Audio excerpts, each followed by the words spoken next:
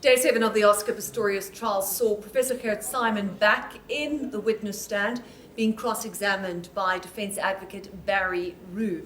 Now, part of Simon's testimony was that Riva Steenkamp ate a light meal. He placed it at around 1 in the morning, about 2 hours before her time of death, which was around 3 o'clock in the morning. And this contradicts Oscar Pistorius' testimony that the couple went to bed at 10 o'clock, and that was the last of it until the incident actually occurred. Barry Roux was at pains to try and poke holes in this testimony. Now, bear in mind that Simon is a very assured, very composed witness. He has many, many years of trial experience, which he was at pains to point out.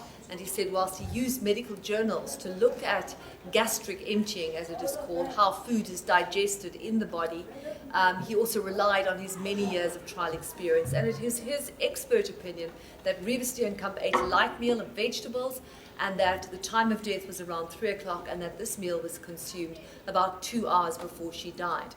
Roux put it to him that this isn't an exact science, that there are many journals who state otherwise. For example, a medium meal could take 3 to 5 hours, a heavy meal 5 to 8 hours, which is probably what Roux will argue when he calls his own expert. So that was an interesting part of today's testimony. The judge announced a new ruling today that, as opposed to yesterday, we could live tweet the evidence. I think there was a realization that yesterday's ruling was just, difficult to control and not really in keeping with press freedom. Then on the stand we had Darren Fresco. Darren Fresco and Oscar Pistorius enjoyed a bromance. They were friends. They were passionate about guns. They loved fast cars. They hung out together all the time. We had been to the shooting range before, and I knew he had a big love for weapons, and having been around them for a long time, my assumption was that he had competency with it. And he spoke about the kind of lifestyle. We got an insight that he and Oscar Pistorius led lifestyles really of the rich and the famous and very privileged elite, and certainly very little regard for the law. Fresco spoke about the incident that Pistorius' ex-girlfriend Sam Taylor testified about, driving back from the Vaal. They were pulled over by police for speeding. How much were they speeding? Well, according to Barry Roux, 260 kilometers an hour. They received a ticket. Nobody was arrested. Nobody ever seems to get arrested in any of these stories. Police noticed a gun on the seat, emptied it. Pistorius, according to Fresco, was furious and then, without warning, fired a shot through the open sunroof a little later on.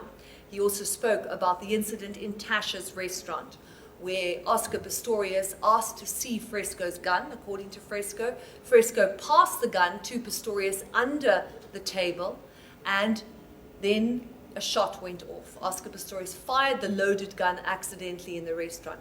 Fresco was at pains to stress in court that he told Pistorius the gun was one-up, meaning it was loaded, and that he assumed and understood that Oscar heard him because he said okay. He also said that Pistorius asked him to take the rap for shooting the gun, and so when managers came over, he said it fell out of his shorts. Number 1, Mr. Pistorius was sitting at. Number 3, Mr. Rooney. Number 2, Mr. Lorena. And number 4, myself. You said he pulled the trigger. Did the shot go off or whatever? Yes, my lady, a shot had gone off. None of us had known where the shot had gone off. Okay, so what was the accused's reaction?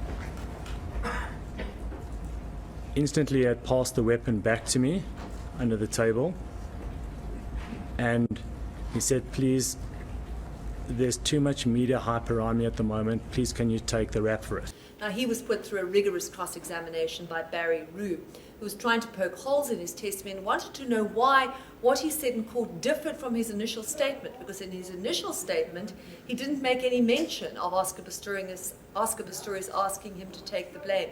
So the assertion is that he's changed his testimony. He also got Fresco to admit that he's been following the trial on radio, on Twitter, and in newspapers.